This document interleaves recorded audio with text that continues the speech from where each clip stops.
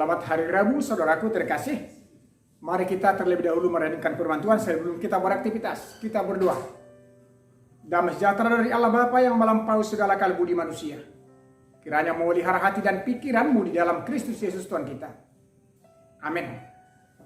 Firman Tuhan untuk kita di pagi ini diambil dari 1 Korintus 15 ayat 22. Karena sama seperti semua orang mati dalam persekutuan dengan Adam, demikian pula semua orang akan dihidupkan kembali dalam persekutuan dengan Kristus. Demikian firman Tuhan. Bapak, Ibu, saudaraku yang terkasih, semua manusia di dunia ini adalah berasal dari Adam. Karena dia adalah manusia yang pertama yang diciptakan oleh Tuhan Allah. Dan di dalam kehidupannya kita tahu bagaimana Adam dan juga Hawa memberontak kepada Tuhan karena mereka tergoda oleh hasutan daripada iblis. Pernyataan yang pertama yang dikatakan oleh iblis kepada mereka adalah agar mereka memakan buah larangan itu, agar mereka sama seperti Allah. Dengan demikian, itu yang merasuk kehidupan mereka.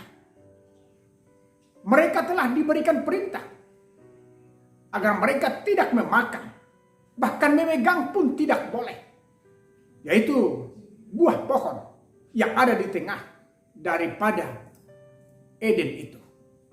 Tapi itulah keinginan daripada manusia.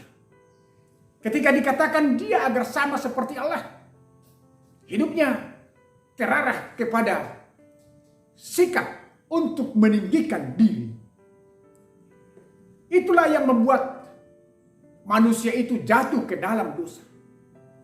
Dan setiap keturunannya telah mengalami murka yang dari Tuhan.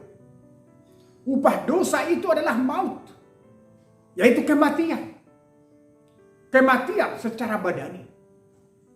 Tetapi saudaraku, apa yang telah dikerjakan oleh Allah kepada orang-orang yang diciptakannya itu? Sejak perjanjian lama, Allah selalu mengingat akan kasih setianya kepada Adam dan juga kepada Hawa.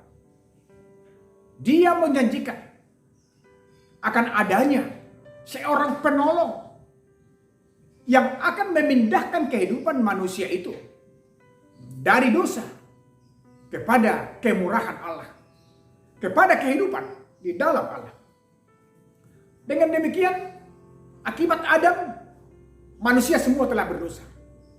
Tetapi dalam konteks ini dikatakan, karena kasih Allah kepada manusia itu, melalui satu orang yaitu Yesus Kristus, manusia itu diselamatkan oleh Tuhan. Melalui pengorbanan Yesus Kristus, harkat dan juga martabat manusia itu dikembalikan kepada persekutuan yang benar di dalam Allah. Dengan demikian saudaraku, setiap orang yang sudah bersekutu dalam Kristus, hidupnya adalah hidup baru. Hidupnya adalah hidup yang telah terberkati. Hidupnya adalah hidup yang sudah berada di dalam Kristus. Maka dengan demikian, setiap orang yang hidup di dalam Kristus, tujuannya harus bisa melawan dosa. Harus bisa melawan keinginan daging. Harus bisa hidup setur dengan Kristus. Yaitu memberikan kasih dan mempraktekkan setiap perkataan yang telah dia hidupi dalam kehidupannya masing-masing. Justru di sini saudaraku, apabila Adam membuat manusia itu mati, tetapi dalam Kristus manusia itu hidup untuk selama-lamanya, maka jadilah persekutuan yang benar dengan Kristus, bukan dengan Adam-Adam atau Hawa-Hawa yang ada di dunia ini. Jadilah persekutuan yang benar di dalam kasih Kristus. Dengan demikian, kita boleh berbuat yang terbaik bagi setiap orang. Maka jangan hidupi hidupmu dengan keinginan duniawi, tetapi hidupilah hidupmu dengan keinginan di dalam Kristus. Agar kita bisa bersama-sama dengan Dia di sorga, di paradiso untuk selama-lamanya. Tuhan menyertai dan memberkati kita. Amin. Kita berdoa.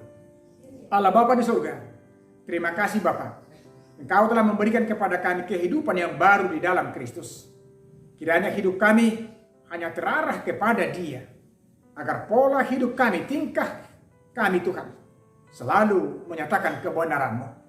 Kami jalani hari-hari hidup kami di dalam penyertaan-Mu ya Tuhan. Dan terimalah doa kami oleh karena kasih-Mu di dalam Yesus Kristus, Tuhan dan Juru Selamat kami yang hidup. Amin. Selamat pagi, salam. Tuhan menyertai kita. Horas.